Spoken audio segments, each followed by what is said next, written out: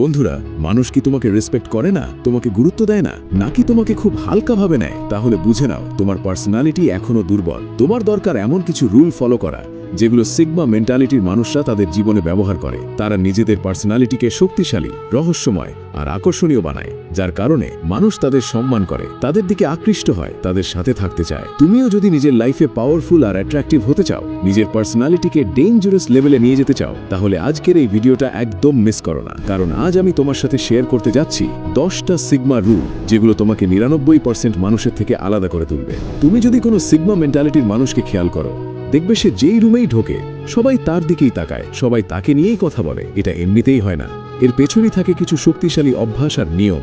আর ভিডিওর শেষের দুটো রুল এতটাই পাওয়ারফুল যেগুলো বড় বড় সেলিব্রিটিরাও ব্যবহার করে নিজেদের অরা আরও শক্তিশালী বানাতে। তো ভিডিও শুরু করার আগে কমেন্টে সিগমা লিখে দাও, যাতে তুমি পুরো ভিডিওর সাথে কানেক্টেড থাকতে পারো। চলো শুরু করি। নাম্বার 1, বেশি পর্যবেক্ষণ করো, কম রিয়্যাক্ট করো। সিগমা মেন্টালিটির মানুষের সবচেয়ে বড় শক্তি হলো তারা বেশি অবজার্ভ করে, কম রিয়্যাক্ট করে। তুমি যেখানেই যাও মানুষকে লক্ষ্য করো, তাদের আচরণ বুঝতে শেখো, কিন্তু সবকিছুর উপর সঙ্গে সঙ্গে রিয়াকশন দিও না। কারণ যত বেশি তুমি রিয়্যাক্ট করবে তত দুর্বল দেখাবে, আর যত বেশি তুমি নিজের রিয়াকশন কন্ট্রোলে রাখবে তত বেশি পাওয়ারফুল দেখাবে। যে মানুষ ছোট ছোট বিষয়ে ওভার রিয়্যাক্ট করে মানুষ তাকে সিরিয়াসলি নেয় না, কিন্তু যে মানুষ শান্ত থাকে, পর্যবেক্ষণ করে, নিজের ইমোশন কন্ট্রোল করতে পারে, মানুষ অটোমেটিক্যালি তাকে রেসপেক্ট করে। যেদিন তুমি মানুষকে অবজার্ভ করতে শিখবে, সেদিন থেকেই তুমি মানুষের মাইন্ড পড়তে শুরু করবে। কেউ তোমাকে কষ্ট দিলে সঙ্গে সঙ্গে রাগ দেখিও না, কখনো কখনো চুপ থাকাটাই সবচেয়ে বড় পাওয়ার। নাম্বার 2, নিজের লাইফ সবাইকে বোঝাতে যেও না। দুর্বল মানুষ সব সময় নিজের লাইফ এক্সপ্লেইন করতে ব্যস্ত থাকে। সে কি করবে, কেন করবে, তার জীবনে কি সমস্যা চলছে,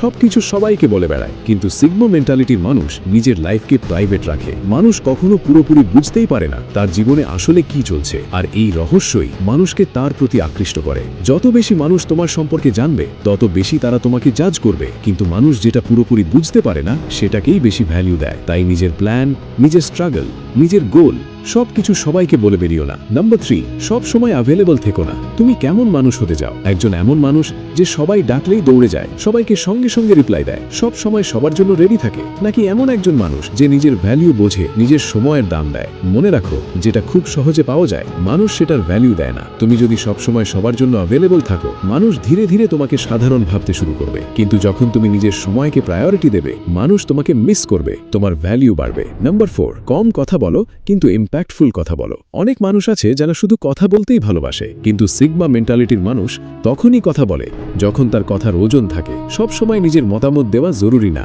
কখনো কখনো চুপ থাকাটাও শক্তি। যে মানুষ বেশি কথা বলে তার দুর্বলতাগুলো মানুষ খুব সহজে বুঝে ফেলে, কিন্তু যে মানুষ কম কথা বলে, ভেবে চিন্তে কথা বলে, মানুষ তাকে অনেক বেশি সিরিয়াসলি নেয়। নাম্বার 5, নিজের লাইফকে রহস্যময় বানাও। তুমি কি করতে যাচ্ছ, তোমার গোল কি, এসব আগে থেকেই সবাইকে জানিয়ে দিও না। কারণ মানুষ কথায় ইমপ্রেস হয় না, রেজাল্টে ইমপ্রেস হয়। চুপচাপ কাজ করো, এমনভাবে পরিশ্রম করো যেন তোমার রেজাল্টই একদিন সবাইকে অবাক করে দেয়। সত্যিকারের শক্তিশালী মানুষ নিজের কাজ নিয়ে চিৎকার করে না, তার সাফল্যই তার হয়ে কথা বলে। নাম্বার 6, কাউকে চেস করো না। যদি কেউ তোমাকে ভ্যালু না দেয়, তোমাকে ইগনোর করে, তাহলে তার পেছনে দৌড়ানোর কোনো দরকার নেই। নিজের সেলফ রেসপেক্টকে সবার আগে রাখো। যখন তুমি মানুষকে অতিরিক্ত চেস করা শুরু করো, তখন মানুষ বুঝে যায় তুমি তাদের উপর নির্ভরশীল। কিন্তু যখন তুমি দেখাও যে তুমি একাই নিজের লাইফ সামলাতে পারো, তখন মানুষ উল্টো তোমার দিকেই আকৃষ্ট হয়। নাম্বার 7, অতিরিক্ত চেষ্টা করা বন্ধ করো। সবাইকে খুশি করার চেষ্টা করতে করতে অনেক মানুষ নিজের লাইফটা নষ্ট করে ফেলে। সব সময় ভালো মানুষ হওয়ার চেষ্টা করতে গিয়ে তারা নিজের ড্রিম, নিজের পোটেনশিয়াল ভুলে যায়। যারা তোমাকে রেসপেক্ট করে শুধু তাদের জন্য এফর্ট দাও, আর যারা তোমাকে ইগনোর করে তাদের পেছনে সময় নষ্ট করো না। যেদিন মানুষ বুঝবে তুমি কাউকে ছেড়ে চলে যেতে ভয় পাও না, সেদিন থেকেই মানুষ তোমাকে অন্য চোখে দেখতে শুরু করবে। নাম্বার 8, নিজের জীবনে একটা উদ্দেশ্য রাখো। যে মানুষের জীবনে কোনো লক্ষ্য নেই, যে শুধু সময় নষ্ট করে, মানুষ তাকে কখনো রেসপেক্ট করে না। তোমাকে নিজের লাইফ নিয়ে সিরিয়াস হতে হবে, নিজেকে ব্যস্ত রাখো, নিজের ভবিষ্যতের জন্য কাজ করো। যখন মানুষ দেখবে তুমি নিজের গোল নিয়ে ফোকাসড, তখন অটোমেটিকলি তোমার প্রতি তাদের সম্মান বাড়বে। নাম্বার 9, সবার জন্য সহজলভ্য হয়েও না। বড় বড় সেলিব্রিটিরা এই রুলটা খুব ভালোভাবে ব্যবহার করে। তারা কখনো সবার কাছে খুব সহজে পৌঁছে যায় না, তারা নিজের চারপাশে একটা বাউন্ডারি তৈরি করে। কারণ মানুষ সেই জিনিসকেই বেশি ভ্যালু দেয় যেটা খুব সহজে পাওয়া যায় না। তুমিও নিজের লাইফে কিছু বাউন্ডারি তৈরি করো, সবাইকে খুব সহজে নিজের জীবনে ঢুকতে দিও না। নাম্বার 10, নিজের ইমোশন কন্ট্রোল করতে শেখো। সবচেয়ে বড় পাওয়ার হলো নিজের ইমোশনকে কন্ট্রোল করতে পারা। যদি তুমি নিজের ইমোশনকে কন্ট্রোলে রাখতে পারো তাহলে কেউ তোমাকে সহজে ভাঙতে পারবে না। সবাইকে নিজের কষ্ট দেখিয়ে বেরিও না, কারণ এই পৃথিবীর বেশিরভাগ মানুষ